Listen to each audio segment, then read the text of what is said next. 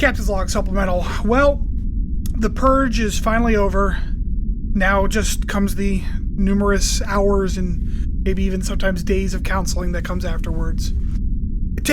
We do it every couple of years. We throw a party and we invite every single person from engineering down. We do all of their favorite things in the party, drinks, mind puzzles, all the lame stuff that engineering people like to do. And then while they're at that party, I have security go and throw away their boxes of extra cables. It's usually about halfway through the party when they finally realize they're locked in and not allowed to go back down to engineering. And, well, that's when the screaming starts, and sometimes we have to stun some of them. Someone had a cable from a Constitution class starship. Like, what are we doing here? Ay. Anyways, we got some replicator ration energy out of that, so should be good for a while now.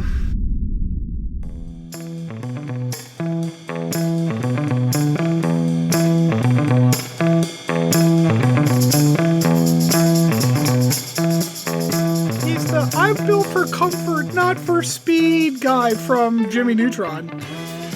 Yeah, there was like, I never made that connection in your defense before, but then like when you said that, and then when I listened to that clip, there is like a line you say that is very Carl Weiser. Wait, in that clip? Yes. Hold on. Like it sounded very similar. Oh man, I'm so... it hurts. I'm telling you, we need to do like a read mean comments like potpourri next week. Reading mean tweets is it's a good segment right there. Oh god damn it. Yeah, it's because I was laughing at the same time. Yes. Fuck. Oh man. Chris is loving this so much. It's funny too because it's funny too because Mariah constantly, because I'm like, I don't like my voice. I fucking hate my voice. Mariah's like, your voice is fine. The internet has spoken, honey. Yeah. No, I know. it's just one asshole on the internet. No, it's been two so far. It's two today. And someone said just be quiet, and that's probably also about my voice. I mean, probably. And Chris, that's like 4 people right there. Your voice never bothered me. I mean, I like a womanly and special voice. I can't tell you how many times I've been on phone with like customer service somewhere, and they're like, "Yeah, can I speak?" Like it's like da-da-da, ma'am, da-da-da, ma'am, da-da-da, ma'am. It's like, okay, can I have your name? And I'm like, yeah, it's Matthew. And there's this pause. Is Daddy home? No. And then 8 or 9 times out of 10. They then assume that this is the one time they've ever heard of a woman named Matthew. That is the logical conclusion. I've literally been called Miss Matthew. Oh, man. And it's like, and there comes a point where it's like, well, I might as well just take it. Like, it's fine. Like, I don't, the customer service rep of this like ice cream shop I needed to call in order to order something is not like worth my time to correct on my gender, Well, what I don't understand though is like your voice sounds, it's not gravelly. Like, what's the right word? Raspy. Like, raspy. Yeah, sort of raspy. It doesn't sound feminine. Yeah, I never thought of it that way either. Raspy, yes. But shitty, absolutely. Feminine, no. Like it made me mad, not horny. Oh my god. All right, is everybody ready to get some fucking marks? Yeah. Goddamn fucking roast of my poor voice here. All right, I'll go. Then Chris, then Mariah. Mark. That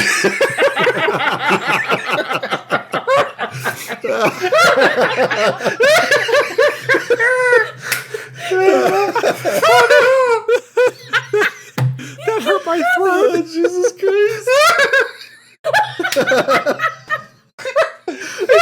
I killed Chris. Someone squeezing your balls? Let go of that. Are they squeezing you? Go back to your room, kids. Children are worried about his well-being. Daddy, What is that? Matthew, listen. You need to include that after the goodbye at the end of the podcast as an outtake. I will try. Oh man. Oh, fucking hell. We were all recording, right? I'm good Yeah, now. we were recording all that. Oh yeah, that's all recorded. Jesus Christ. Oh my god. Oh my god. Oh my god.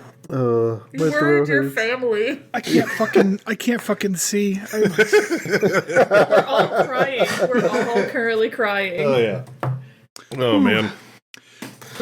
Shout out to that guy who called me Carl Weezer. Oh man. Yeah, we gotta do a mean tweets. That's gotta be. Yeah. That's gotta be. I like how all the mean tweets are going to be about me. No. Well, honey. No. I mean, No. no. Yeah. Oh man. All right. I don't even. We were marking, weren't we? Just another person. Yeah, I don't it's your care. turn. Is it my turn? Mark.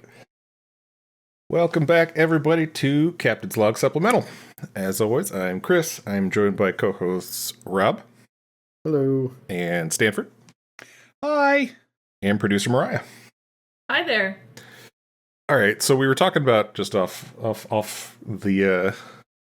mic. We were talking about Pokemon and their messed up backstories and stuff, and it reminded me of some TikToks I had seen where it's basically this like weightlifter guy he's testing the "Am I strong as Ash Ketchum?"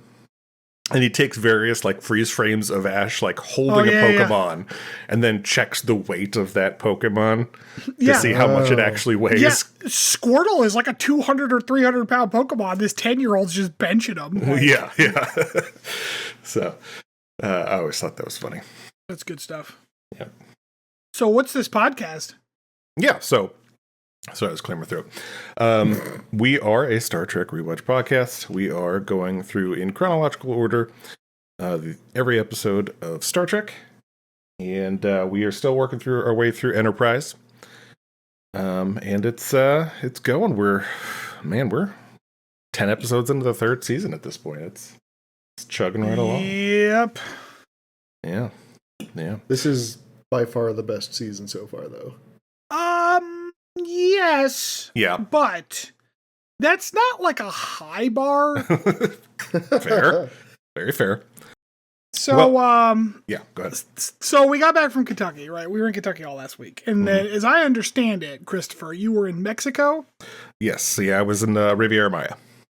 Okay, so let me just compare our vacations. Okay, so like was it pretty warm? Was it hot? It was hot. Well, you know, Yeah. as far as it could have been, it was actually not terrible. It was like high 80s most of the time, which, you know. Okay. So, but the weather was Okay. generally cooperative, though, right? Yeah, it wasn't bad at Okay, all. cool. You have a- So that's you have a the nice sea same. breeze? Yeah. All right, so that was the same between our vacations. You get like good food, good drink. Yeah, it was a resort, you know, so it was, you know, all drinks included, meals included. So, ate a lot. Drank not as much as I was expecting, but that's because I Sure. was like sick for 2 of those days. But Sure. Did you like have like some pretty fun activities? yeah, I went to the beach, Yeah. pool, all sorts Cool. of stuff. Made friends with an iguana. Oh yeah. Some it's fun iguanas wildlife. Fun wildlife. Everywhere, various types of mammals. Where the big old sea turtle came up on the beach one night. It was awesome. That's cool. Yeah, we saw like 5 little foxes and like some other animals. I heard a lot of birds. It's cool.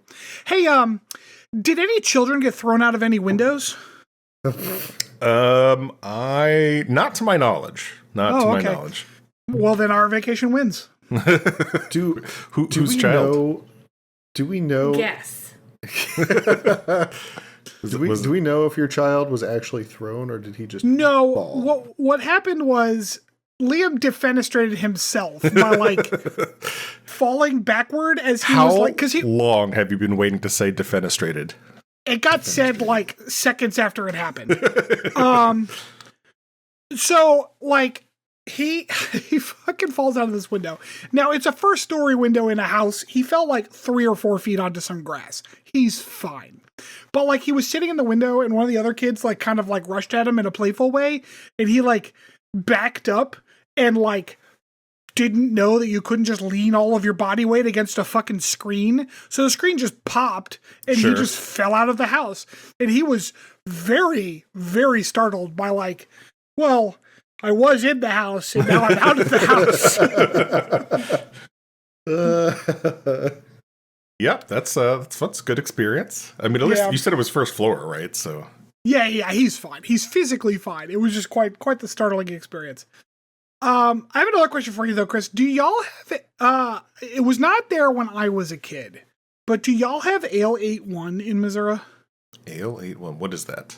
It is a ginger ale. I don't think so. No, like, never seen it. All of the ads that I saw for it while we were in Kentucky just kept saying like the pride of bluegrass or something like that. I think it's just a Kentucky drink. It comes from Kentucky. It's phenomenal. I'm gonna order you some.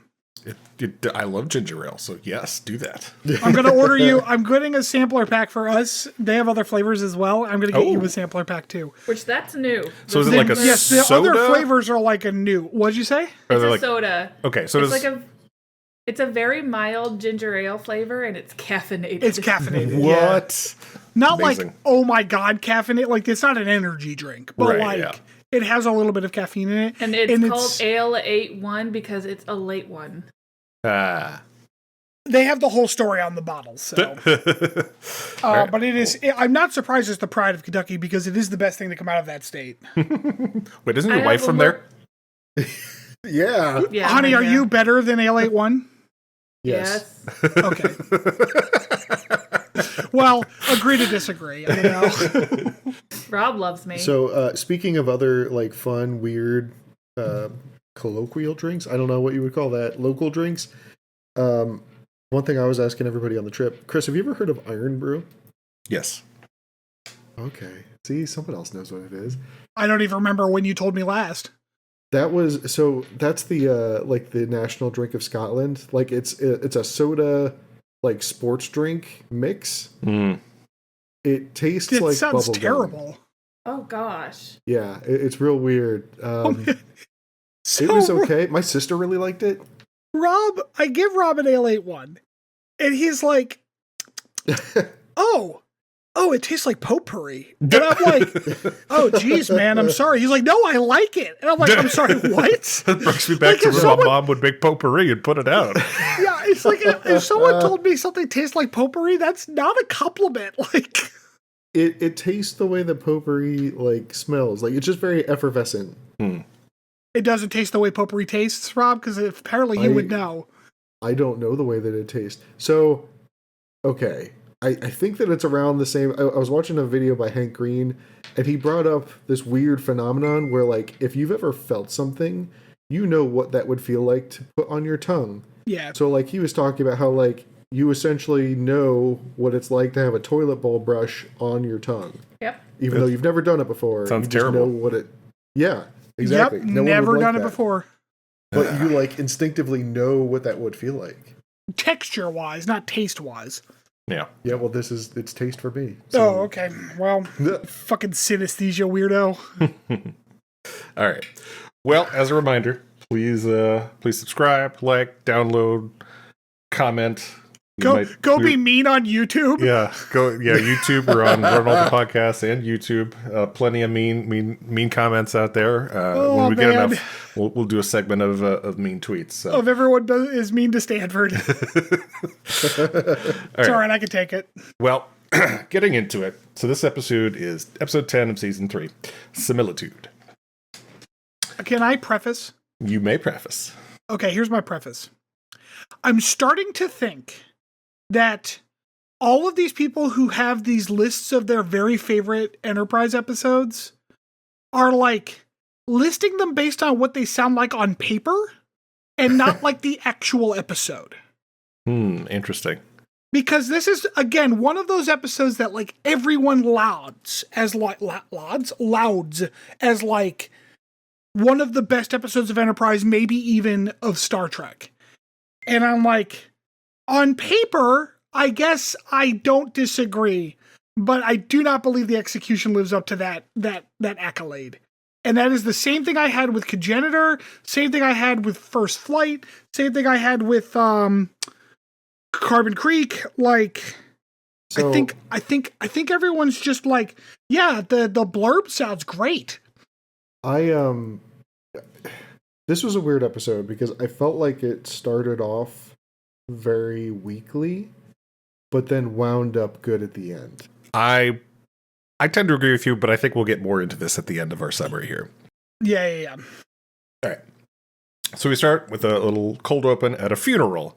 We're slowly panning from kind of bridge crew member to bridge crew member, saying, all right, who's dead here? Bunch of sad extras. Yeah, and until we finally settle in on the casket, which has Trip in it. I hate this cold open so much. They could have just started with, like, the Act 1 stuff. This cold open just existed so that they could put commercials for the show with Trip being dead. Like, that was the whole purpose of this fucking cold open. Yeah, it was a, I don't want to say like kitschy is not the right word, but it was very it's false stakes. It's stupid. Yeah. This is like the early 2000s version of clickbait. Yes, for sure. It was show clickbait, for sure. So, after some Faith of the Heart, we come back to a little 2 weeks earlier label at the bottom of the screen. My note for the Faith of the Heart is, I got Spurs. So Trip, here's one of those scenes where we get to experience someone's very specific fetish, with Trip and T'Pol 69ing with their feet.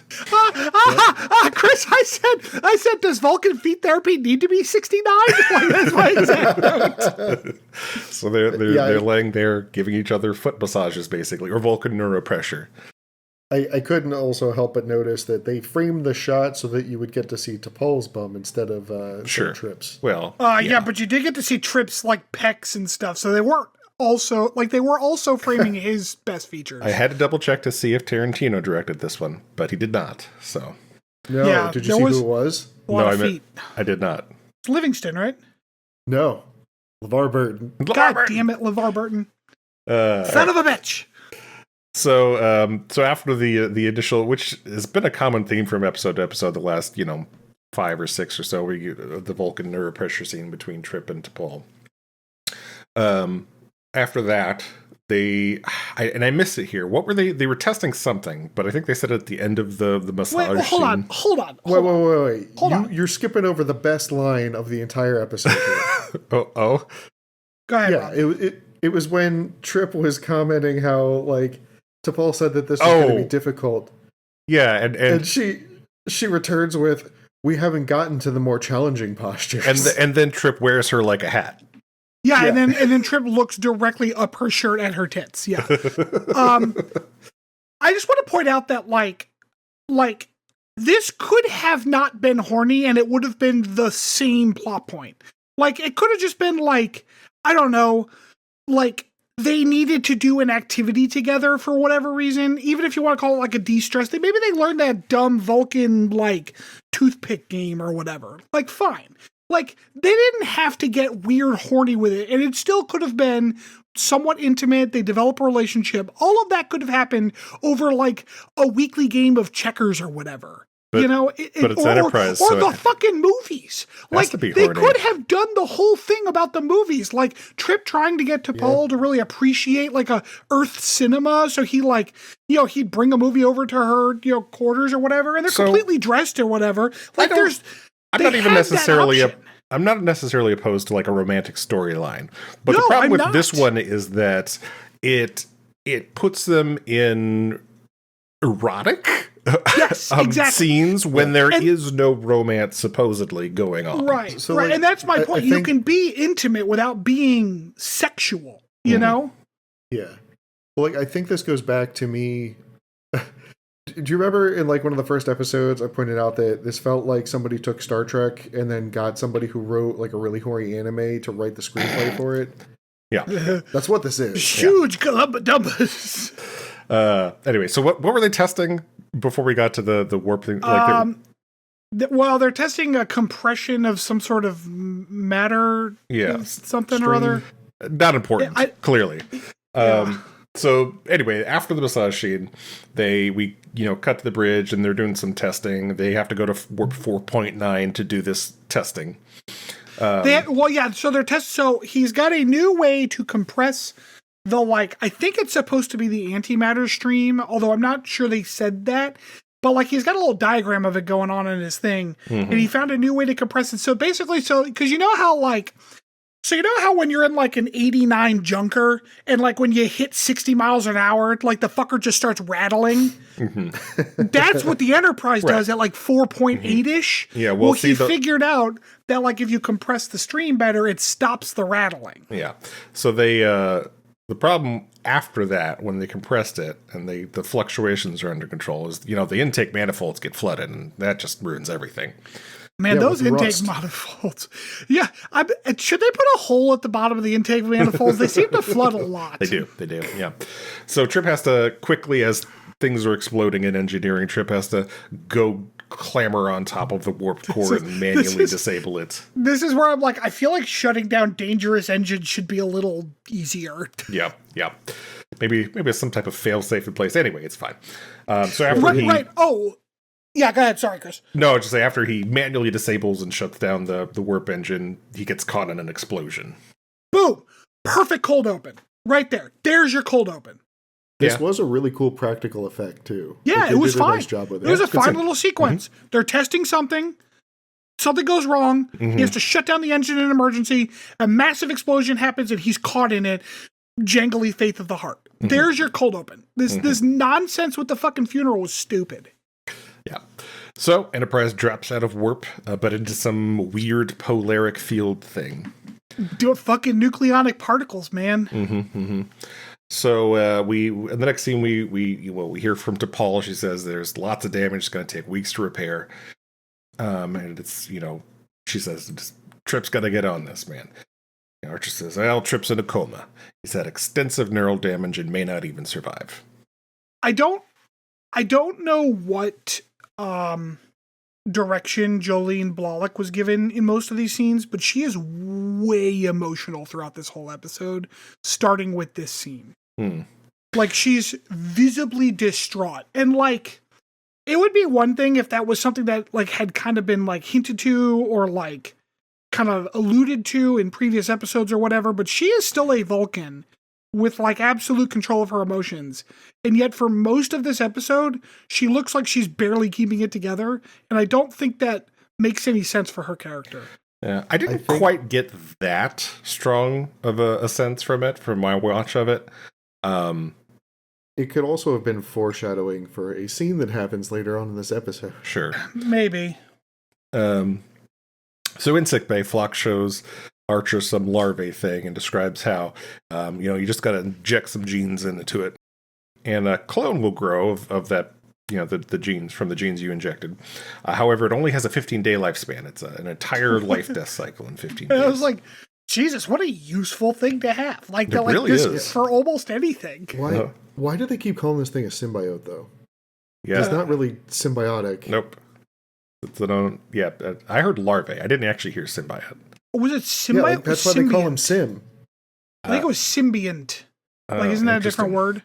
But I don't know. I don't know. I like how Phlox is like, I'm obligated to inform you of all the available options. And I'm like, especially the unethical ones. So yeah, he suggests using this thing to grow a Trip clone to get the needed neural tissue that real Trip requires to repair his noodle. His brain noodle, not the other noodle. That, as far as I know, was fine. They mention the fact that there is an ethical issue here. They do, yeah. And then and there is a level of like because Archer says like we've got to complete this mission. So it's like, okay, so to save humanity, you're going to lose your humanity. Like, is the kind of like the thing that they're trying to do with the writing. Sure. Then they take that ethical discussion and they put it on a shelf. We're going to talk about it later, but we've got a bunch of episode to get through before we talk about it ever again. Yeah, like I said, they start off weak and then finish strong later. Yeah, yeah. So we don't actually get a strict decision in the medbay. It just kind of happens afterward. No, it's LeVar Burton. We hear about shit later. Yeah. So in the captain's room, T'Pol shows shows Archer the substance that's accumulating on the hull. It's highly magnetic. We get a little cup sucking to it as she sets it down on his desk there. I thought that was fun.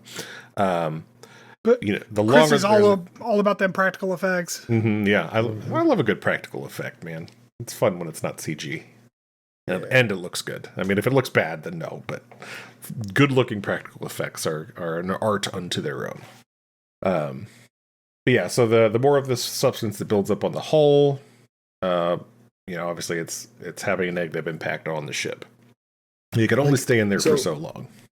I have a question. T'Pol says that it's ferric in nature. Like, this is just rust. Yeah. Why didn't they just call it rust? Well, it even looks like rust, like when they do like the outside the ship establishing shots. It's not rust because it's not oxidized. It's just it's nucleonic particles. Rob, shut up. So at this point, we do find out that Archer approved the procedure for the clone. Archer says he understands the ethical complexity of the matter, but See, the nice thing is in these shows, what you can do is instead of actually talking about the ethical complexity, you can just say the character understands it and move on. It doesn't matter. Like the mission takes precedence, and the mission needs Trip. There's no other engineers that can be used, just Trip. Archer is aware of the ethical implications. He just doesn't care about it. I want Archer to tell me to my face what he thinks the ethical conundrum is. Because based on a discussion that happens later, I'm not sure he actually does. He was very specific in that conversation on his feelings. It's, do I want to lose my friend or do I want to help my friend? So we get a quick larvae injecting scene. He just stabs the little rubber larvae thing with a little injector, and boop, we grow a little Trip. Dude, this is the thickest needle he could have possibly used too. He's got to inject all of Trip's manly DNA. Shit's huge. It was very wet too. Squirted when he punched the thing into it. Yeah, it did. We get a good cut of the outside of the ship. Yeah, we get a cut of the covered outside with of the all ship. the rust, and it looks kind of cool when it's all rusty. Yeah, it's fun. Yep, and then we cut in and we get a wee little baby Trip. This is where I wrote, I swear to fuck, if one of the women are required to take care of it, I'm out. No, Phlox is a good dad. Yep. Is he? He apparently requires the thing to call him Dr. Phlox. Daddy Phlox. Daddy Phlox. We get a little nice, quick grow-up montage. Baby Trip, crawling around. Phlox is talking about how they're going to use his poop for fertilizer. And standard how do parents do it joke. Oh my God. They talk about naming him, and Phlox comes up with the name Sim, which I guess, as Rob stated, is for symbiont or something. But a mimetic symbiont. I think that's what they called it. A mimetic symbiont. Yeah. So the baby's grown up fast. As was discussed earlier, he only gets 15 days to live, so he's going to... How much food do you think he's eating that entire time? All of it. So much energy required for all that growing. Yeah, that's why that baby was shitting so much. Shit. Yeah. Also, I want to note here, we get several different children playing young Trips. Doing Trip accent. Terrible accent. It is the funniest thing watching. What's funny is this isn't even only the first time this has happened in the series where we've had kids doing Trip's accent. But Sim is asking questions and discovering he isn't normal at this point. Well, and vis-a-vis the accent, the important thing here is that apparently the symbiont is gaining Trip's memories. Right. Yes, he is, but slowly. He doesn't get all of them all at once. As he grows older, his memories return to him from that age. Phlox says there are some species that keep their cultural knowledge in their DNA. Maybe humans do something similar. This could be a significant discovery. The fact that we keep every memory in our DNA could be a significant discovery? What the fuck are you talking about? That rewrites several different biological fields right there. We wouldn't have to go to school anymore. It must be incredibly disorienting too. You just CRISPR in a fucking piano course and you could go play a concert. Just all of a sudden you have a new memory that you didn't have yesterday, but you didn't actually experience. It'd be incredibly disorienting. You know what? It is disorienting because you know how in a dream you just know shit that hasn't actually happened and you're like, well, I guess I am the president of the United States. Crazy. And then you just Like, move and on. This is like one of the sadder parts of the episode too, because this poor little kid is like talking about like, where are my parents? Like, are they back on Earth? And Phlox is just like, yeah, baby. Yeah, he doesn't actually say it. Yeah, because Archer is taking him, to his quarters for some reason to show him all this cool shit. It's the most awkward moment ever because Archer is no surprise a terrible dad. Yeah, I mean, and I'm allowed to say that, everyone. I'm a dad. So he's like, hey, yeah, that's sad, but hey, look, remote control shuttle thing. Why don't we go play with this in engineering? I like how the kid's like piloting this shuttle around and doesn't even look up when he's like, where's my mom and dad? And then like, dude, you want to try a little bit there, kid? Yeah, so after Sim crashes the shuttle, Archer takes him to sickbay and shows him Trip's comatose body because he's asking questions, and Archer decides now is the time that he needs to be told what's going on. This is where the child shouts, Dr. Phlox says we're not allowed to go in there. And it's like, did Phlox require him to call him by his like full professional title? Like, what kind of terrible... Is that how he treats all of his children, do you think? Like all of his... He immediately understands what exactly is happening. It's like, oh, that's actual Trip. I'm a fake. What am I, some type of clone? I'm like, man, you guessed it. Good job, kid. Archer said nothing. He just opened the curtains. The worst part about this whole situation is this kid has been sleeping in the room with his like comatose clone for at least 2 days at this point, and Phlox is like, don't pull that curtain back. And call me doctor. Call me doctor. Call me doctor. Dr. Daddy. I'm the only parent you know, but you will call me Dr. Extavius Phlox. I don't know what his first name is. Dr. Father. Dr. Father. Father MD. All right. So Sim says he feels older than 4 days old because Archer tells him he's only 4 days old. Archer explains they need to go harvesting his stuff pretty soon.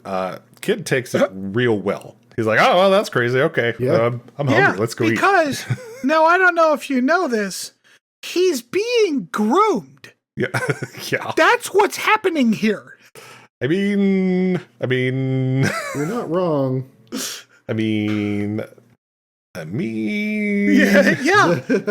It's creepy when we put it in those terms, huh? Yeah. This fucking show, man. Well, okay. So, I mean, yeah, that's obviously that's part of what the episode is trying to, I think, portray, as well, is which I also think is why we spent so much time as a child. Trying to do so. Yes, I agree. Yeah. So pretty soon we get told Teenage Trip. Teenage Trip gets one scene where Teenage Trip is fucking hilarious. Yeah, he's the only kid actor that kind of gets the accent okay. Yeah. He's into engineering. He's been assigned to help out. Immediately starts to flirt with T'Pol. He's like, I like how pretty you are. Like, it's like he's the bluntest. I don't remember exactly what he said. Oh, he was basically like, I can't tell if I think you're hot or if Trip thought you were hot, but one part of us is definitely thinking you're hot as shit right now. Oh, that wasn't Teenage Trip. That was Adult Trip. Yeah, that was Adult Trip. He just talks about he just invites her to like go like see like a movie or something like that. And he's like, oh no, it's because I'm different, isn't it? Yeah. Oh, that's right. He was just pounding it. He's like an incel. He's like, ladies never go for the good guys. This is ridiculous. You find out about the adolescent crush later. Because like there's some joke. It was like, no, the adolescent crush was 2 days ago. 2 days ago. That was a good joke. By the way, T'Pol doesn't deny that. She just kind of deflects the question. Well, she's doing her best. Yeah. Oh yeah. So one thing I had a note on here was that while in the med bay scene, we find out he's told he's only 4 days old. But they also don't tell him that he's only living for 15 days. I guess he knows that, though. Somebody told him at that point because, like, he says something about how I'm not going to be around when the mission's over or whatever. Yeah. I think that was a missed opportunity. I think that could have been a scene in and of itself. I don't know if maybe... you mean like a good scene where we actually get to watch what happens rather than just watching what happens later? There's some of the scenes where we watch what happens later. But yeah, I thought that was a missed opportunity there. We quickly find out that Enterprise only has 4 days to make it out of this polaric field, or the ship will be crippled from the buildup of rust/gunk/whatever it is. At this point, we are to adult Trip again, so we have the actor back. He says he all of a sudden realized key lime pie is his favorite as he's talking to Reed in the mess hall. Still bros. Yep, still bros. He suggests redirecting phase cannons to knock some of the chunks off the ship so they can send out some shuttle pods to do some towing to get him out of the polaric field. Okay, listen. They made a horrible tease here and promised us grapplers. And we were not delivered the actual grapplers, and I am bitter about it. There was grapplers. They just there came out were of the grapplers, pods. although they are plot hole producing grapplers that we will talk about later when we get to that scene. But my question is, why the grapplers? Can't they just clamp the shuttles onto the fucking ship? Like I don't know if y'all are familiar with like the way that slack to taut cable tension forces work, but like, if at all possible, you don't want to put a lot of force through a flexible cable because like it'll fucking snap. Right. Like you want something rigid. That the grappler idea is stupid. Like, you have shuttle pods with like docking clamps. Use those. No, that's fine. So Trip visits to Paul's quarters to go over his suggestion. She is on board with it and has already recommended it to the captain. At this point, so this is where Sim explains that Trip has been very much enjoying his sessions with Paul, not just because of the sleep benefits, but thinks he has some feelings for her that he's inherited. Or maybe not. He can't tell if it's his feelings or Trip's feelings. So, and that brief moment of insight where it's like he's having trouble deciding whether or not he's having an emotional response because of memories of Trip or like his own memories that he's developed over the last few days. That brief moment is like, oh, someone almost got it. Someone almost figured out where the interesting part of this story was, but this is the only time it comes out. I wish this had been like a 3-episode arc. A 3-episode arc would have been fine, but my point is that like this was the focus that they needed to have. They needed to talk about the conflict inside this character, but they don't, except for this one little scene. So like, I don't know. I don't know that I agree with that. I think you're right. I think there was more opportunity to do that. And they didn't do it enough. I think the ending of the episode, they definitely did it as well, though. We'll get there. Yeah. So, at that point, Paul says she is, she's like, no, I'm not uncomfortable, while she clearly looks very uncomfortable. Sure does. Yeah. So, Trip soon talks to the captain and says he wants to fly one of the shuttle pods. Archer's like, no, stupid. We're not doing that. For reasons. Says he needs to make sure the plan works, and also you don't want his organ bag to die. Which, like, man, it's, again, these fucking missed opportunities. Because, like, this was a very poignant remark to make, but it didn't get made properly. And Archer was being cagey about it in a weird way. Like, Archer's all about being honest with this dude until he actually needs to be honest, and then he's not. But then the writers aren't, like, brave enough to actually confront that, you know? I don't know. I think they confronted it in the scene where he says, I'm gonna kill you to finish our mission. Yeah. Well, that's later, and we'll get to that in a second too. All right, because actually, I have a different remark about the writers in that particular scene. All right. So, and now it's time to our mount our escape mission. We get a little CG scene of the phase cannons knocking the gunk off the shuttle pod bays, and they launch the pods. We don't actually see the grapplers deployed, although they are, they're just like, oh, they're deployed, and we're tugging on the ship. Well, you see them connect to the hull of the ship. Yeah. Because they apparently are fired from the shuttles, because fun fact, everybody, the shuttles apparently have their own grapplers. Yeah. I'm not sure how many problems from the past episodes that would have solved, but it's at least a dozen, I'm pretty sure. No, it's fine. Like, at the very least, they could have solved the problem in the one episode where, like, it falls through the ice. Like, just go nose throw down. it up on the surface. Yeah, just go throw it up on the surface and then tow hitch your way out of there. Yep. So after some dramatic music cues and some manufactured tension, after initially no movement happening from the towing, they eventually increase the power, and it's enough to get the Enterprise moving. Yeah, it's like in Fast and Furious where like you don't move and then you just go faster and then you move. Yeah. I was not gonna comment about the obvious weird physics happening here.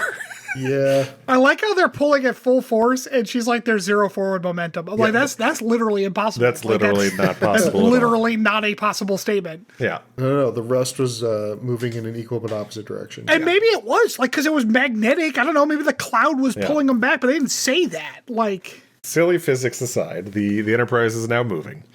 In sick bay, we find out all of a sudden from Phlox that Sim won't survive the transplant surgery. So, not only does he not get 15 days, or only gets 50 days, he actually only gets like 8 days. Because, they were basing their findings on some other alien's biology. And here's where someone thought they were clever. But the problem is that they have now introduced a second completely separate moral conundrum here. Yeah. That is unrelated to the first. Yeah. Because the second conundrum is, do you kill someone to save someone else? Right. That's the second conundrum. I was going to say, here's where we have our true Tuvixian conundrum. I also mentioned Tuvix later. Yeah. We have, it turns from what are the moral applications or ethic implications of cloning somebody for their parts to what are the moral implications of murdering somebody for their parts. Just because they're not going to live as long. Right. Yeah, and now we've arrived at Archer's supervillain origin story. Yeah. You're not wrong. Yeah. So Sim says, after some hemming and hawing there in that scene from Archer, you told me he was gonna be fine. I didn't really want to kill him, just a little bit, but I just wanted to watch him die. There's a difference. Yeah. So we get another scene where Sim says he did some research, and I guess there was some alien group where these things come from that came up with an enzyme that might stop his rapid aging process. Phlox says he didn't share it because there's little empirical evidence about it. There's like, well, there might be a thing that would, make it so he would stop aging and he'd have a full lifespan. And then they never talk about it again after this scene. I have a question. I'm going to need someone to explain how Phlox's ethics work. Because, he's like, well, it would be a little unethical to make this clone, but I'm just giving you all the options. But then when he takes that option, he doesn't actually inform him about all of the information involving this fucking clone, because he's like, well, I just won't tell him that part. What the fuck? Yeah. Look, Phlox is consistent in his inconsistent ethics, okay? Jesus this has been Christ. demonstrated across many episodes. He can cure diseases instantly. Is he going to give it to you? I don't know. We'll see. So after that, Sim kind of starts to brood a little bit. We get some brooding scenes about his obviously shitty situation, and understandably, he is not happy about it. Well, and I think in the Archer scene too, I think this is where Sim says something to the effect of what are you going to do? Hold a gun to my head and force me onto the table? And then Archer says something, and this is paraphrasing, if you have Trip's memories, I won't do that. And then the sentence continues, but I can't let you say no to this, or something of that nature. It's like, then you are doing that, asshole. Yeah. What the fuck are you talking about? Which is where I was like, what the fuck is the writing on this show trying to do? It's trying to save Archer's ass, his reputation, while also letting him be the bad guy. If you really have Trip's memories, I hope you won't make me do that. I'm like, that's some abuser shit right there. Oh, man. Mm-hmm. No, I think he said something like, if you have all of Trip's memories, then you already know my answer. And I thought they were alluding to the idea that, they understand that Archer's here on a mission and he's going to do anything he has to do to accomplish it. Right. Meaning that, he was going to murder, Sim Trip to save real Trip, regardless, one way or the other. Which, by the way, I just, in this scene, Archer is just angry, which is a weird tone for this scene and what he's saying. Yeah. For trying to convince someone to kill themselves, yeah, that's a pretty weird tone. Yeah, like it's like why? Like I could understand like quiet, kind of like quiet brooding. So you're like come off serious and like or short even, or like short. I can see like kind of clipped. Even not being empathetic, just like but like angry with Sim about the situation. Angry with seems Sim weird. for Sim's feelings and decisions About on the matter. not wanting to die. Yeah, it's about not wanting to die. Yeah. How dare you put me in this situation? Yeah, that's exactly what it is. You're right. It's classic gaslighting. Yeah. It was a weird scene. So we kind of cut to see where Sim's getting in his oh wait, no, hold on, I skipped something. Well, he goes to engineering. Yeah. So apparently Sim has agreed to the operation after Archer is a supervillain. After Archer browbeats him into it. Yeah. He has the engineering and tells T'Pol, says he wants to stay busy and help out before his operation. And T'Pol's like, you want to spend your last hours doing work in engineering? She's like, okay, geez. Which, like, that's weirdly judgy. Yeah. But she's like, fine, I mean, do that thing over there. And then we get suspicious music, and he's booping away at some panel. So something is obviously else being planned. But then we cut to the bridge, and like, there's a person in engineering. Things have been rerouted. So Archer classic LeVar Burton. We don't actually see it happening. We just hear about it afterwards. Archer comes down to the launch bay to find Sim kind of leaned up against a shuttle pod, kind of having already made the decision. We don't get to see that either. Yeah, we get we did get a fun like Shuttle Pod 1 episode reference here. That was good. Yeah, that was good. That was really Although good. we also learned something else kind of interesting about the shuttle pods. They don't have toilets. Speaking of Shuttle Pod 1, they have had multiple, like several day missions in these shuttle pods on this show, like with multiple crew members on the shuttle pod. Is it just like a turn around while I shit in this bag kind of situation? It has to be. Like that's it, like shit in the bag and shoot it into space, basically, right? Like they have a microwave. They have a microwave on the thing. They couldn't put a suction like catheter in there, like. Yeah, so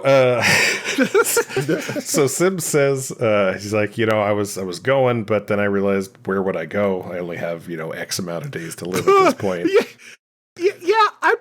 I'm not sure what the goal of this scene was supposed to be. Like, oh, he's had some kind of emotional turnaround, but all of the dialogue is, I've realized that I'm stuck here and have nothing else I can do, so I guess I'll go through with it. Yeah. Like, it's a little Stockholm syndrome-y. Yeah. So Sim says he isn't scared of dying. He just can't imagine not being there tomorrow, which I thought was an interesting line. That's a good line. Yeah. Don't disagree. It is. Yeah. Should we insert the "Guess I'll Die" meme here? Guess I'll die. Yeah. So he. Oh my god, that's a great meme. Fuck. He eventually, in his talk on the shuttle pod bay, says, he finally decided not to go because of his sister, or Trip's sister. And said it was just as much his sister because it's in his memories. He wouldn't want something to happen to other people also, like it happened. Also, an interesting line. Yeah. Like that's an interesting concept. Yeah, I thought there was definitely some very good lines in this conversation. Yeah. I feel like everything from this scene on is really good. Yeah. I disagree 100%, but we'll get there in just a second. But I think they threw a bunch of darts at the wall and like 2 lines stuck, but the rest of them were just shit. So Sim is getting in some last pets with the goodest boy in Starfleet. Porthos is the bestest emotional support dog. Mm-hmm. When T'Pol comes in to say goodbye and gives him a nice little goodbye kiss. This scene was stupid. This scene was stupid because again, I understand it. I understand it from Sim's perspective. She is a Vulcan. She is not emotional. She is not sentimental. Devil's advocate here. There has been multiple episodes multiple times in previous episodes where somebody has pointed out how humans have been affecting T'Pol like the one Sarah, not Sarah. Yeah, because she cracked a one-liner, not like she's That's emotional. not just it. So, like, the other thing too is, and multiple Vulcans, including T'Pol, I think, in this show, pointed out that Vulcans do have the full range of emotions. They just repress them. Yeah, they experience love. I mean, that's explored many times throughout Star Trek. So, I get what you're saying, and I understand where you're coming from. The problem I have with this is mostly, not only is it a little sentimental and emotional for a Vulcan, but there's also a level of like, she is by definition a logical person, and logic says this isn't Trip, and that this person is someone that she doesn't even believe should be alive. So like, there's no logic in this moment. It's pure emotion, and that is antithetical to her character. I don't think that she thinks that he shouldn't be alive. Yeah, I don't agree there. No, she disagreed with the original procedure. Sure, but he's there now, and she's in. No, I understand that. I understand that. She thinks that this is wrong too. I get that. My point is that like, this is an emotional bond that she is expressing between something that's only been alive for a few days. She has the logical capability to see past that, but she doesn't. This is very antithetical to her character. I get what you're saying. So I want to ask you a question. No, I do like Star Trek, I promise. No. What is the difference between this clone and the theoretical copy of someone who's just been transported? That's a good question. The difference is that the theoretical copy of someone who's just been transported doesn't have a lifespan in 2 weeks' time. That's not good enough. Like, God damn it! Like, what the fuck? Like, you can establish a bond with someone over the course of a couple of days, especially if they're working in close proximity with you. Especially when you already have some type of relationship established with the person that's copy of, whether that's right or not. I don't disagree that is possible. Yeah. What I am saying is that her character has the discipline to understand that is not appropriate. And that she should have done better.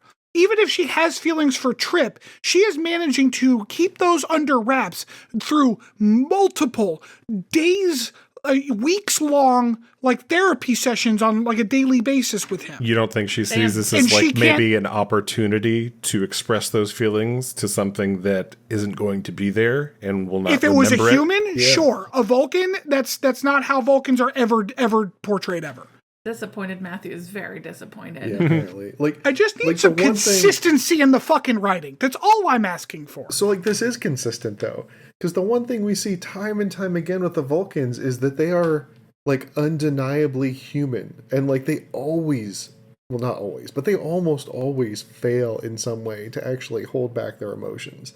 This isn't an inconsistency. This is purely consistent with all of the Vulcans we've seen in Star Trek. Every time. So Spock is an exception because he's half human and they use that excuse constantly. But every time a Vulcan has an emotional outburst, it's always blamed on some kind of biological or like psychological or psychokinetic whatever-ness. It's never just an emotional outburst. I have a question. Okay. I didn't watch this scene, but is it possible that she kissed him because logically she knew she could provide him comfort? I think that's fair. Kissing him I think based that's on her emotional if that response. is, I will acknowledge that may have been what the writers were attempting to do, but the dialogue did not convey that. Yeah, I don't. There wasn't actually a whole lot of dialogue around the kiss itself. To be honest with you, there was, her coming in to say goodbye to him, gives him the kiss. She's like, "Oh, that's the best send off I could have asked for." And that was pretty much it. We may be reading far too much into the scene now that I'm thinking about this. Like, at the very least, this is way better than Kylo and Rey. Yeah, that was also awful.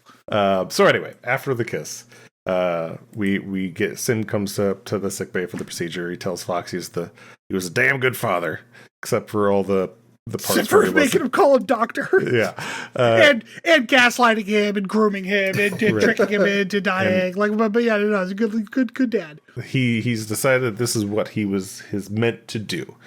Oh God. So This is where I'm going to say Look. this. I'm going to say this. Look, this is where the writers were cowards. I wanted them to do a Tuvix.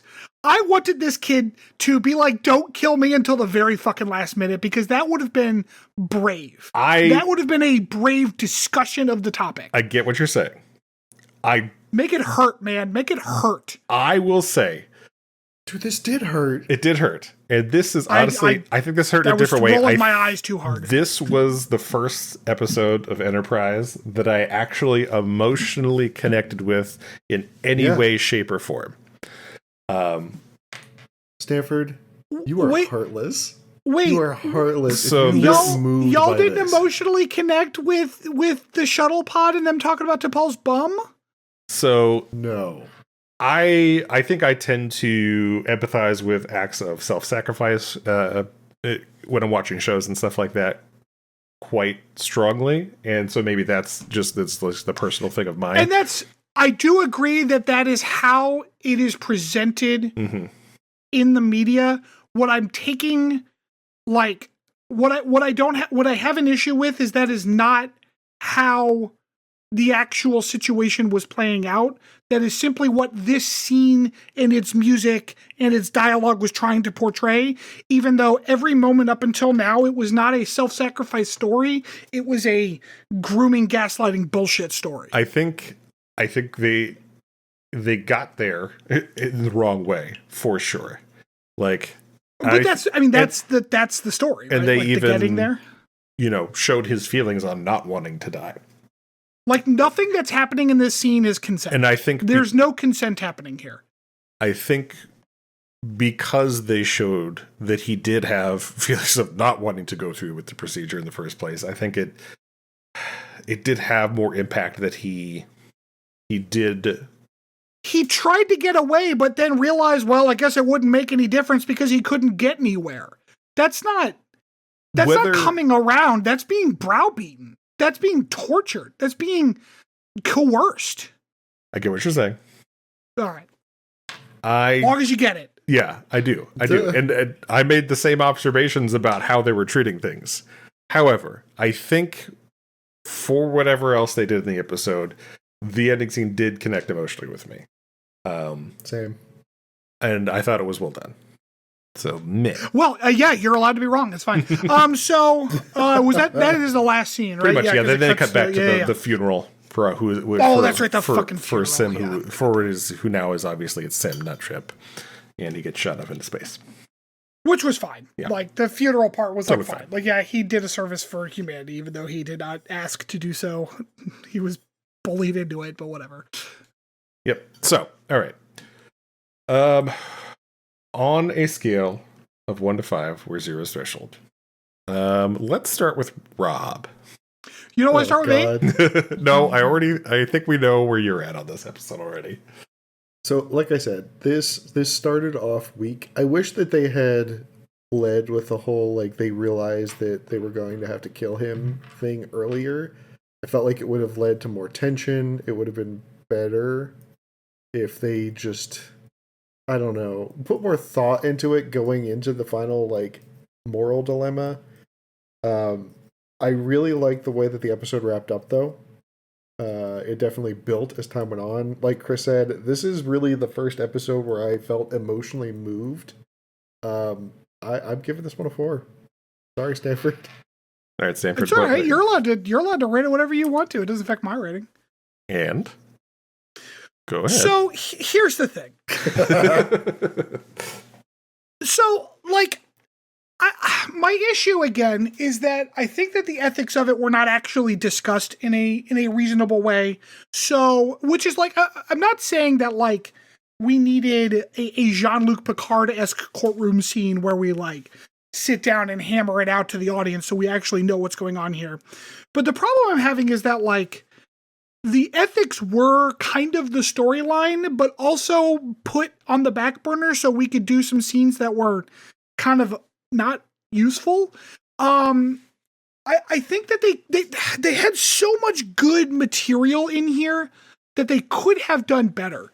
Any kind of good discussion about him, like, actually struggling with understanding what his life is worth as compared to what his memories of Trip's life are worth.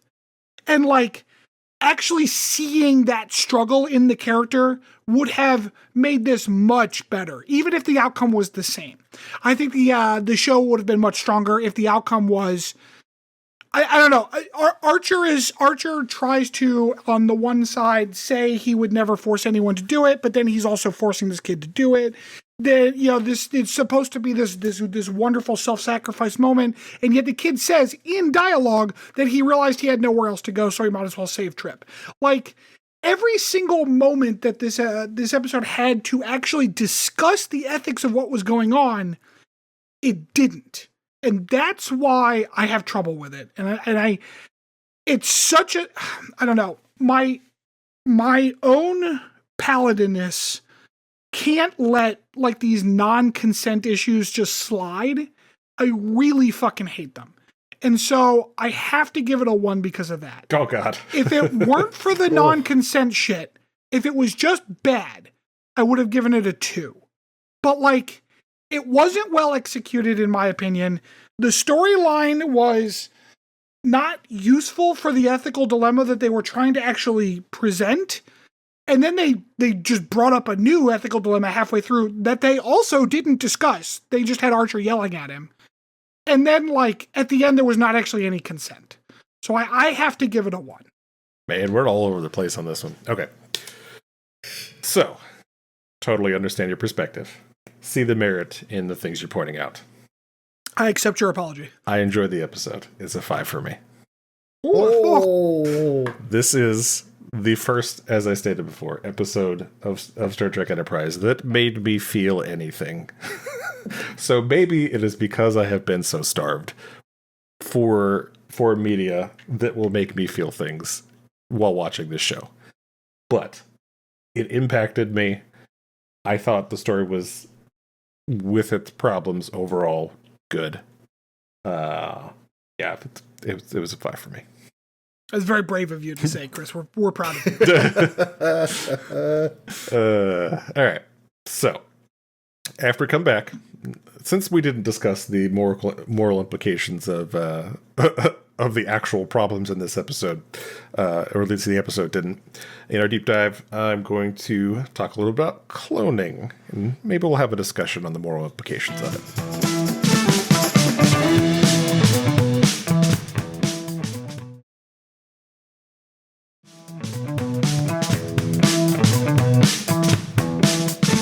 All right, welcome back, everybody. All right, so as I said before on the deep dive, I wanted to just take a quick peek on kind of what cloning is in the real world, and then kind of discuss a little bit about the implications, the moral implications that are involved with it, because there's a number of different things that come into it. Some pretty substantial ones. Yeah. So just as a quick overview of it, as far as cloning in the real world, there's kind of two kind of branches of modern cloning, which is reproductive cloning, using, material to basically inseminate an embryo, plant that in, a living organism, have it bring to term and give birth to that animal. And then there is,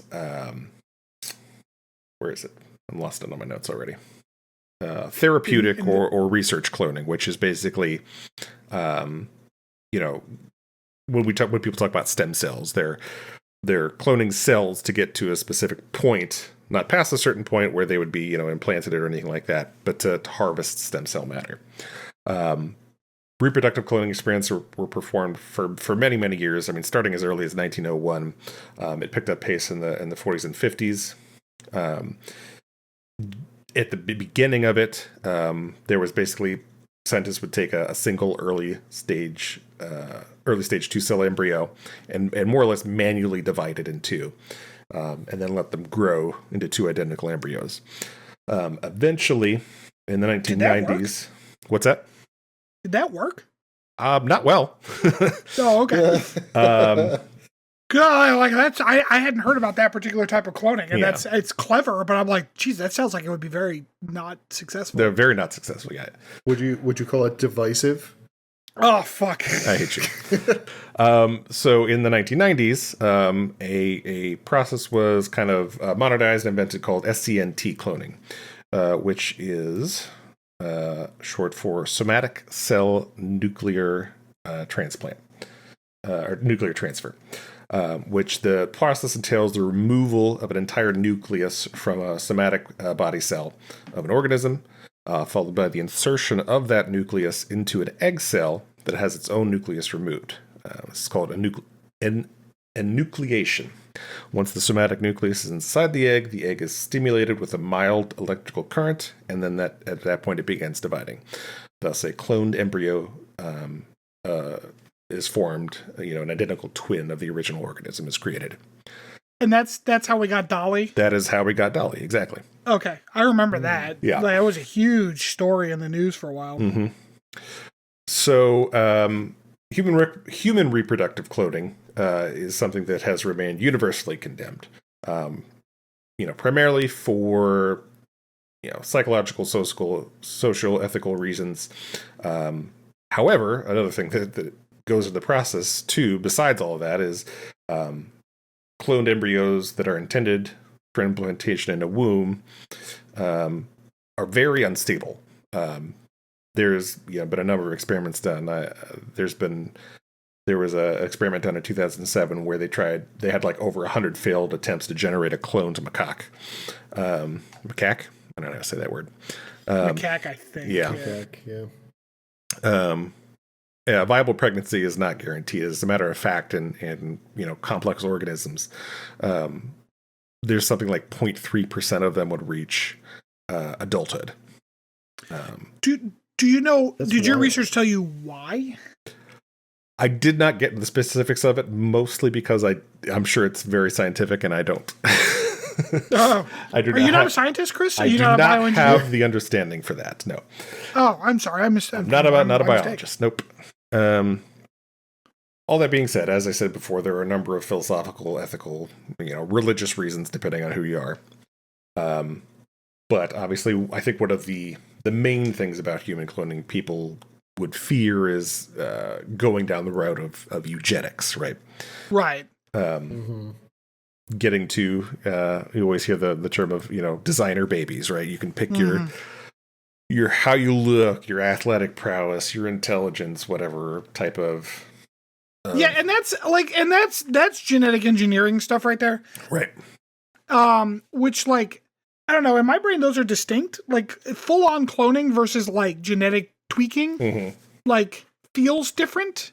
I'm not saying that one is more ethically sound than the other, but I am saying those do feel like different categories because well, and that's one thing too. I am a person that existed, so I'm not sure how much eugenics that involves. Right.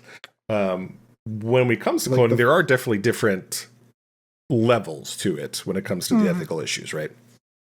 Because even with therapeutic and research cloning, there's a lot of people who don't think that should happen. Because it depends if what your views on whether or not an embryo is a individual. Is it all or nothing? Sure. Were you gonna say something, Rob?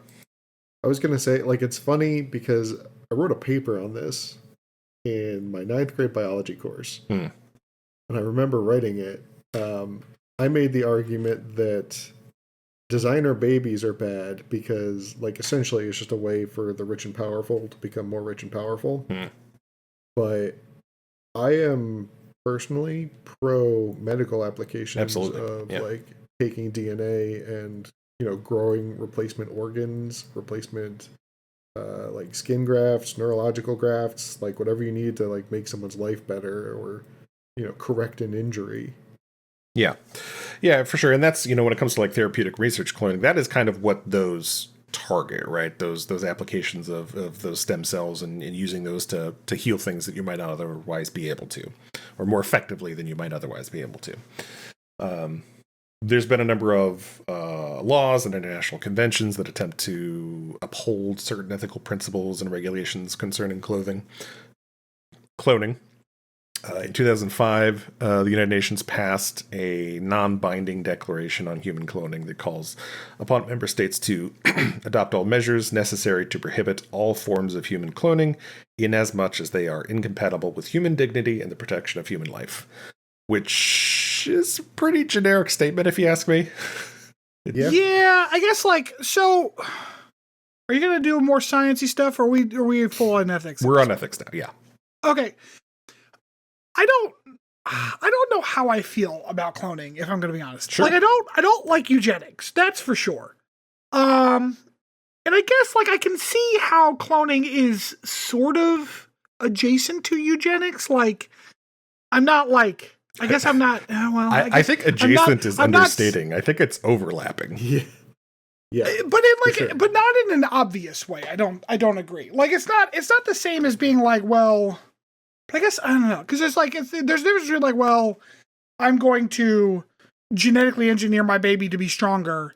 And the problem with eugenics isn't even so much the selective breeding, although that can be a problem. It's also the like killing disabled babies and stuff. Like that's the real big no-no with eugenics, right? Sure. Where cloning doesn't do that kind of shit, really, but it does. I don't know. It's weird because it's one of those things where it's like the problem with cloning is that you are ridding the potential for something to have happened, Right, without actually hurting that thing, you know? well, and like, Because like you're not hurting a baby, and you're not taking any life away from anything by cloning. But what you are doing. And this is like we can discuss the ethics of like keeping the gene pool diverse and stuff. Absolutely, like that's important. But in terms of like an individual clone, that clone did not displace or remove or kill anything. All it did was take away the potential for another not life to exist, right? I So get what you're saying. I will say I don't know if that's 100% true. I'm not saying it's taking away from something else. However, to a certain degree, it's diminishing the individuality of a person, isn't it? right. And like that's my problem with it. When you look at like just think about baby names, right? Every year there's one name that's way more popular for a kid than any other name. And usually it's got something to do with media, right? Like for a while, Cersei was a really popular name in the United States. Imagine if all of a sudden 10% of all the newborns born in a year look identical to Cersei. Yeah. That would be weird. Yeah. And like that would there's definitely impact their life growing up. At that point, though, like you're discussing, I don't know. There's a difference between like the ethics of the concept in general and the ethics of very specific applications of it. Like, it is completely reasonable to think that cloning could exist such that you're allowed to clone yourself, but you're not allowed to clone other people you don't know.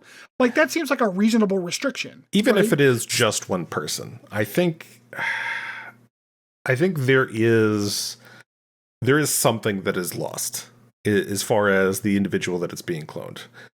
Maybe that doesn't matter to some people, but I think, I don't know, we live such short lives. There's something about the thought that I was an individual. There will never be anybody else specifically like me. There's something to that say it's okay. Well, I did a thing a certain way. My individuality is as such that nobody can be the exact same person, and not even that a clone would be the exact same person. It's just, I don't know, something tugs at my brain at that thought. There's definitely going to be some rich person, some famous person from Hollywood that goes and copyrights their visage and then sells it to people so that they can make clones look like them. Yeah, Rob, rich people ruin everything. We all agree with that. Like, that's not up for debate. Like, yeah. AI theoretically has some good uses, but the rich people have ruined it. Like, I understand that. Like, don't get me wrong on that. But my point is that, like, this isn't going to go well. No. But that's not what I'm asking. I think, Chris, your point is actually very interesting to me because that is not. It's not something I understand. Like, I'm not saying that in any way as a judgment. I find your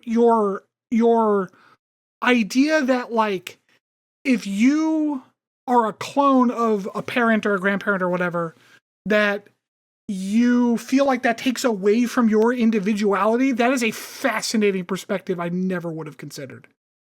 Yeah, I don't even know the best way to put it into words, to be honest with you. There's something about that it feels wrong. Now let me ask you, does that, and I don't, this isn't a straw man or a gotcha, I'm genuinely curious. Mm-hmm. Do you feel that at all, like even a little tiny bit, if like people name their kids after themselves? Honestly, yeah, I don't like that. I've never liked that. Like, I always thought that was like some type of like, for several reasons, like I think that's like a vain way to try to continue your life when you're no longer around. And I think that does take away from the individuality of that child that's being named after you. Does that make sense? Yeah, absolutely. I absolutely, like, it's a fascinating perspective. Yeah.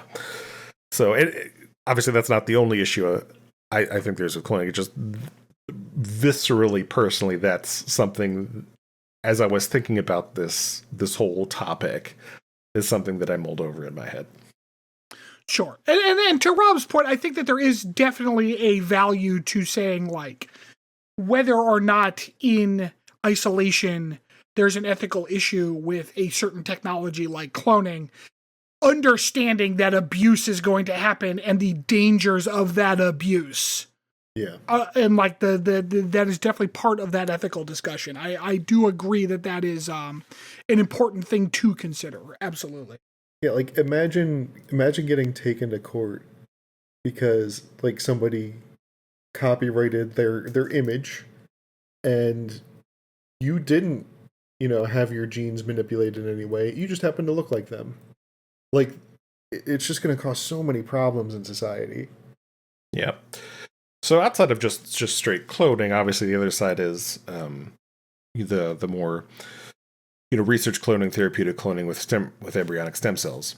And I think most of the opposition to this comes from the more religious, theological side of things.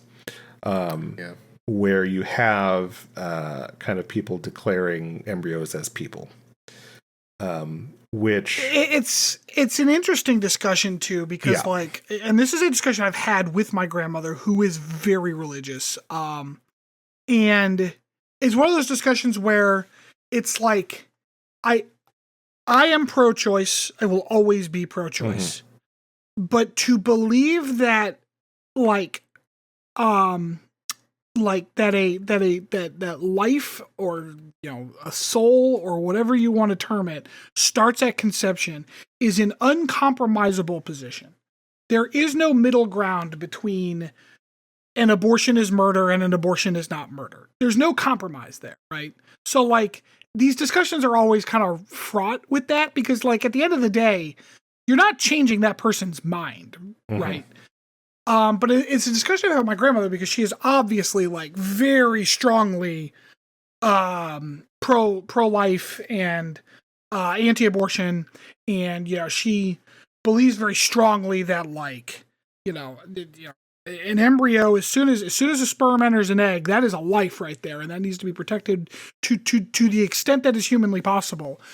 But then like she had to pause when like we explained to her that IVF is actually something also killing a lot of embryos, and that's like our child was born through IVF. Not even just killing them. So like in clinics across the world, you have hundreds of thousands of embryos just frozen, sitting. Mm-hmm. They're not doing anything. They're not being grown. They're not being destroyed. They're just sitting there. If we're to give embryos equal moral status as a person, how are we to say that is excusable and fine and totally normal, and then make this distinction that using it to heal people is different? And there are there are people that don't. Like, there are people who are absolutely against that. Mm-hmm. But it is interesting that there is always, like, you find these people who have an allowance inside their own moral conviction that's like, well, an embryo dying is a tragedy, but except for IVF, because then we got to bring another life into the world. Well, it's and okay, you can't have it both ways. There's the moral exercise, the ethical exercise. If a fire breaks out in a fertility clinic and you have to either save a 5-year-old girl or a tray of 10 embryos, would it be wrong to save the girl? Is the correct thing to do save 10 embryos? Whoa. Which one makes the experiment. most money, though? Like, if you're giving equal moral value to an embryo, you would have to save the 10 embryos, right? Like, this is why I always thought it was weird that the compromise between the right and the left in this country on abortion was always the number of weeks into a pregnancy that it was okay to terminate a pregnancy. Right. Yeah, and I think that's not a good compromise. It just comes from the fact that they tried to find something that they could measure, right? Right. Absolutely. Because and that is a very political, like, bureaucratic way to do it, is to find that measurement. Yeah. Yeah. Because, like, and Rob, you talked about, like, growing, and Chris, you mentioned as well, like, growing, like, from stem cells, growing tissues and organs and whatnot. And theoretically we're getting close to that, although they keep saying that and it never seems to really happen. But, like, and this is where this episode's kind of ethical conundrum was trying to, like, exist, where it's like, well, it's okay to grow an organ. Is it okay to grow a whole clone with the intent to harvest? Even at first without the intent to kill them, but with an invasive procedure. And, like, with with dubious consent. I was like, going to say that doesn't even get okay? into the consent of the issue, right? Because at that point, it's a person with their brain, with their own thoughts, and then you're like, "Hey, welcome to the life. We've grown you. Right. Isn't that great that we brought you into this world? Hey, we just want to take a few things. You're going to be fine, Right." but like, and that's the thing, like, we own you. Right. So because, like, there are all types of there are any number of, like, immoral and unethical reasons to bring a child into the world. Sure.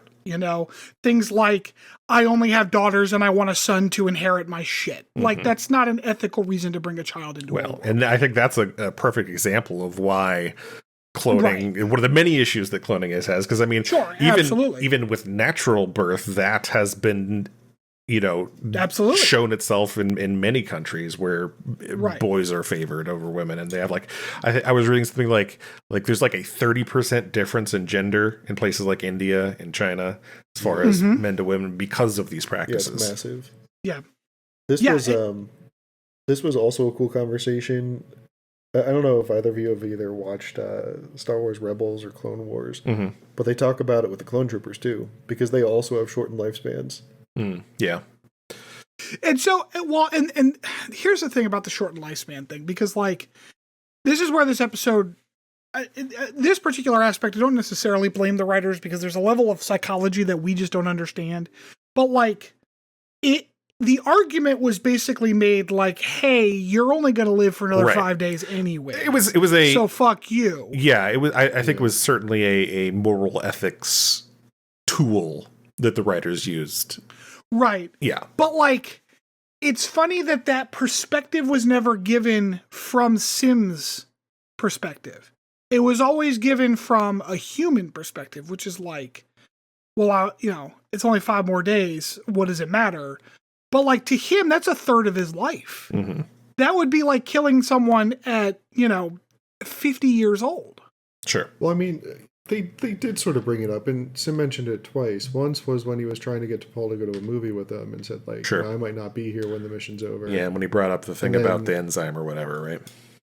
Right, and then later when he decided not to escape because he recognized that his life was going to be so short. Right, I understand that he mentioned it, but I'm saying that we don't get an argument from his perspective. I see what you're saying.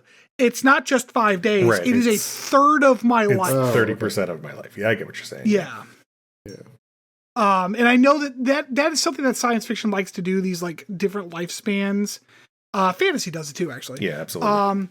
And it's very difficult to do well, I would argue, because, like, we only have our one perspective, and the one thing that has been pretty consistent throughout human existence is like the longest we can really expect to live. Right. You know? So like we do not understand what it's like to live 1,000 years, a la The Exile. And we do not understand what it's like to have a lifespan of 15 days, a la Sim. You should watch Free Ren. Should watch what? Oh, it's the anime. It's that we both thoroughly enjoyed, and I think that's something that I'm like watching. That the beginning of that show in particular explores that topic quite a bit. I mean, sometimes as time, I think it's a theme throughout the show, but I think it hammers on that quite a bit at the very beginning of the show, and is done very well, actually. Yeah. She's an elf that has outlived most of the rest of her party of adventurers. Yeah, it's very good. It's basically she's an elf, so she lives a very long lifespan compared to the humans, and she was in a party of humans who had basically destroyed the Sauron or whatever, the Devil Lord, Dark One, whatever you want to call it. And so they were famous throughout the land, and now it's X number of years later, her entire party mostly has pretty much died off, and she's looking at the experiences and things she learned from them and how they've impacted her life. So it's a very good show. Highly recommend it if you like anime. Can you say the title again? It's called Free Ren. Free Ren Beyond Journey's End. Well, there it is then. Yep. So, I think we had a good conversation on cloning there. Anything else to add before we hit to our next segment? It's a much better conversation than the episode attempt. Bringing it back around. All right. So salty. All right. Well, when you come back, by the way, a better resolution would have been for them to give him the enzyme and he's the new Trip. Fucking brilliant. No notes. Are you going to say they should have Harry Kimmed him? Yes, exactly. Like that's a genuinely interesting conundrum. Oh man, brilliant. No notes. So what you're saying is Enterprise should have been Voyager. What I'm saying is that Voyager was better. They could either Tuvix it or Harry Kim it. They had to pick one or the other, and they did neither. That was the fucking problem. All right. Well, we come back. Just wait until Tuvix is crying, begging for life, and you come back to me about this fucking episode. Can I just say one thing? Before we before we head over to Potpourri? I read a very interesting little point that somebody made on a Reddit post about this episode. Well, not about this episode, but about Enterprise in toto. Enterprise is the only canon show that is canon for both the normal timeline and the Kelvin alternative timeline. Huh. That's weird to me. That's interesting. Yeah, I didn't think about that, but I suppose that's true. We knew that. Yeah, because we talked about like what would because we said a while ago, like what would a prequel in the Kelvin timeline look like? Would it just be Enterprise? Right. Yeah, that's right. Yeah. Bless you. Sorry. Oh God. I'm good. Okay. All right. We'll be right back. When we're back, Potpourri for breath.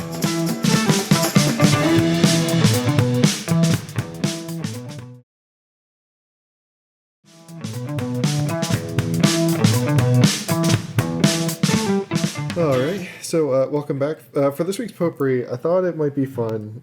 We had talked, I think it was back in episode 6, the Impulse? No, episode 5. Where I had gone through in the deep dive the writers and directors for that episode. I thought this would be a good time to go back and look at the writers for this whole season so far. Because one of the things I had mentioned was one of the writers was involved in the first 9 episodes of the season. And we've hit that now. So I'm just going to go through episode by episode and give the main writers that were written for each episode. First one was The Zindi, episode 1. Rick Berman and Brandon Braga. I didn't know that they wrote for the show. I thought they were just producers. It's a shitastic duo right there. One interesting thing I found out, one of the writers, it was actually the writer for this episode, Manny Kodo. This is the first time he's written an episode of Star Trek. Well, at least as a primary writer, and gotten the writing credits for the episode. he will go on to take over as the showrunner in season 4 from Berman and Braga, mainly because of how poorly the show was doing. Like the fans were basically revolting at this I thought point. you were about to say mainly because of how poorly he wrote this episode. I was like, God damn. No. Only you think that, remember? No. Only I think that amongst the 3 people on this podcast. Episode 2, Anomaly. This was a combination. It was Mike Sussman and Phyllis Strong. I didn't realize that the 2 of these writers wind up working as a tag team in a ton of episodes of Enterprise. And they've got some of the big ones tied to them too, like Shadows of Pajem. They were the writers for Dead Stop, for The Catwalk. So some pretty iconic Enterprise episodes. There are 2 episodes later on that they actually solo write, but we'll get to that in a little bit. There's Extinction, everyone's favorite. This was Andre Bormanis, the only writing credit that he's got this season. Good. Previously... Damn. Get the fuck out of here, Bormanis. He's worked on Desert Crossing. He did The Communicator, where Reed, loses his communicator on a planet. They have to go back and look at it. The Crossing. That's the one with like the wisps, right? Yep, that's the Wisps. Okay. And Horizon, Travis's episode.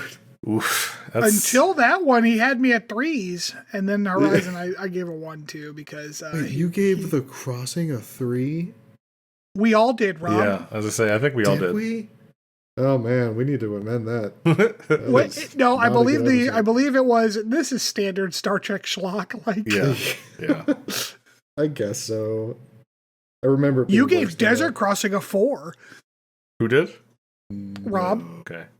Did I really? But I give it a 3. Yes, you and I both gave it a 3. And then what was his other one? Not Catwalk. What'd you call it? The Communicator. Yeah. The Communicator. We also all gave that one a 3, which actually that surprised me a little bit. Yeah. So I was like, I didn't feel like that one was that good, but that's so weird. Back when we were young and stupid. Yeah, right. Now we're old and stupid. Episode 4 was Rajin. Yeah. Another classic Star Trek Baywatch. Yep. Yep. That was Brent Friedman and Chris Black. So this is another duo that makes a cooperative appearance a couple of times this season. This was the writing debut for Brent. It looked like Chris was a regular staffer. Some of the credits that he received included Rogue Planet, Fallen Hero, Carbon Creek, and First Flight. So a bit of a mixed bag there. Not for me. No, you hate all of those. I think no. What did you say? Fallen Hero. Fallen Hero I gave a 4. That one was pretty good. Yeah. And it's not surprising out of those 4 because like Fallen Hero is the only one out of those 4 that had like a nice tight narrative and like had one story to tell and told it pretty well. Next up was Impulse. So this was kind of the reason we even looked at this evaluation back on that episode. Jonathan Fernandez. So right. This was the only episode.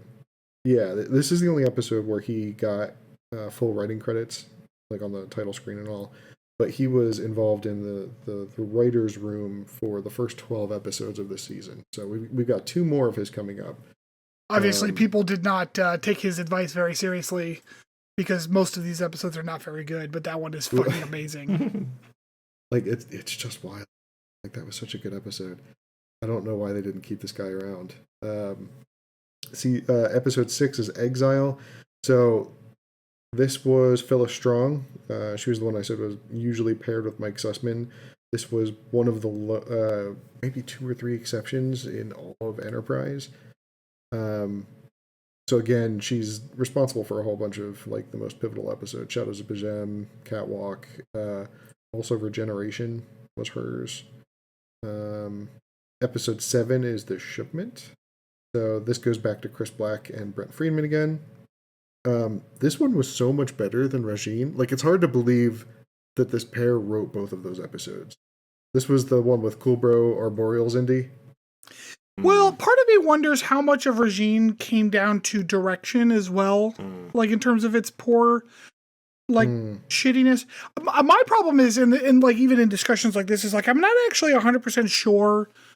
Like a writer is gonna write the story, but how much of the individual scenes are they writing? I don't actually know how a television writing process works. Well, and one of the interesting things I found during this is it sounds like Berman had a lot of final say in what appeared and didn't appear on their show. Right. A lot of ideas were shot down by him. Right, and so that's why I don't know, like if the primary writer on the episode was giving like the overall story and stuff, Regine's overall story was fine. Like it was fine. Yeah. It wasn't like anything to write home about, but it was fine. Yeah. Yeah, and the shipment story was okay as well, but it was like it was bolstered by some better direction and stuff. And how many belts that dude was wearing? Like, yeah, So many belts. 3 belts? I forget how many 3 belts. Yeah. True. I think also when you have like a guest actor, it's always a mixed bag, like who features prominently. Like if there's like another character that's outside of the normal bridge crew that features prominently in it, that I think that definitely has a big impact. Like that actor who played, I forget whatever his name was, did a very good job and was believable and overall brought the level of the episode up too. Yeah. I think my favorite guest actor so far is still it was the woman who played the Vulcan ambassador. Yeah. Pretty good. Oh god, that was so good. Fallen Hero. Yeah. Yeah, Fallen Hero. I mean, I always enjoy me some Shran, but you know. I'm not sure that counts as a guest actor. Like he's true. I mean, he's a recurring character. Yeah. Episode 8 was Twilight. So this was a solo Mike Sussman run this time. So again, that pair got 2 solos in this first run of season 3. Episode 9, Stanford's favorite, North Star. So, I gave North Star a 4, man. I know. That's why I said I think it's your favorite of season 3 so far. No, Impulse. I gave Impulse a 5. Impulse. It's the only 5 I've given out this whole show. Yep. So this was David Goodman. He has written other episodes such as Precious Cargo and Judgment. Ooh, that's some lowlights right there. Wow. Yeah, this is one of those weird situations where again, I don't know how you go from writing episodes like that to episodes like this. Like North Star was great. I really like North Star. I gave Precious Cargo a 3. How did I rate Precious Cargo higher than both of you? I don't know. That's a good question. It wasn't Let's go back and listen to that. Let's go back and listen to my reasoning on that, because that's... As I recall, too, it's the Precious Cargo is something like the second lowest rated episode of Enterprise, like, in general. We were looking at, like, the IMDb scores, for what that's worth. Yeah. Well, to be fair to this dude, like, Precious Cargo, what was the other one you said he wrote? Judgment. So those are two classic Star Trek storylines where, like, North Star was its Western, so maybe he's just not good at writing Star Trek. Like, maybe that's funny. Yeah. And then episode 10, as I mentioned earlier, is Manny Koto, who is going to take over in season 4 here for Berman and Braga. Oh boy. I don't know. So yeah, overall, how are you guys feeling about the writing so far this season? It's better than it in general as a season. I think it's been better than the previous 2. Yeah, I agree. I'm having trouble with, like, and again, I don't know how much of, like, I always call dialogue writing, but I don't know how much of that's, like, the primary writer or, like, the writer's room throwing dialogue scenes together and stuff. I don't know. I am genuinely uneducated in terms of how, like, TV writing works. Probably depends on the show to a certain degree as well. Sure. I'm sure that has a huge impact on it. But I guess, like, overall, the episodes have been more entertaining. They have been more interesting. The narratives have been tighter. I think that's usually good writing, is when, like, the narratives of the episodes are good. My only issue really has been, like, the episodes where they try to, I don't know, where they try to like do these ethical things, but they don't do them well. Because I'm looking at, like, you got Extinction, Similitude, Twilight I didn't care for at all. I thought that was just cheap. Regine doesn't have any ethics. That one's just Baywatch. Yeah, I don't know. Like, the problem is that, like, I'm like, yes, this season has been better, but also I've rated almost half of them less than 3. So, like, it's not a high bar. Chris, how are you feeling? Yeah, well, like I said, I mean, I think in general it's been better than the previous 2 seasons. I think the episodes have been more entertaining in general. And this has also gotten the season has also gotten my only 5 of the show so far. So Yeah. I'm kind of the same mind. So far, this is definitely better than what we've gotten in either of the first 2 seasons.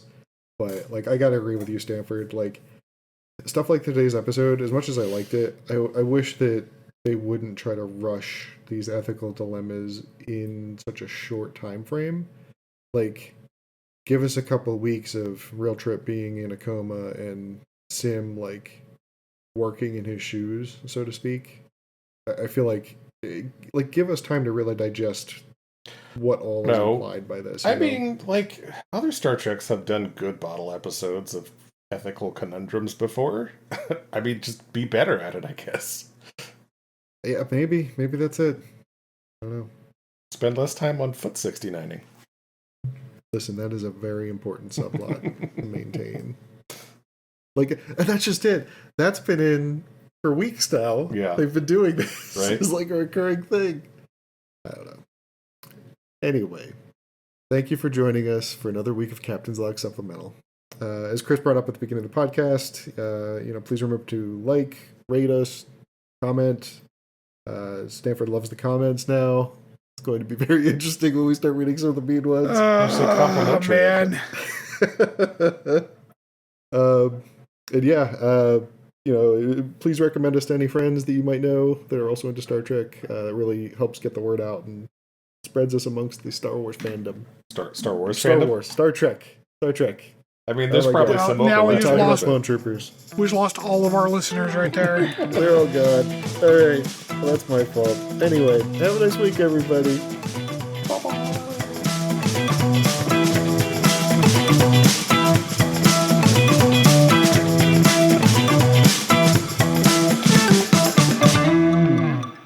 Thanks for listening to Captain's Log Supplemental. You can follow us on Twitter at PodCLS or send us hate mail at podcls3@gmail.com.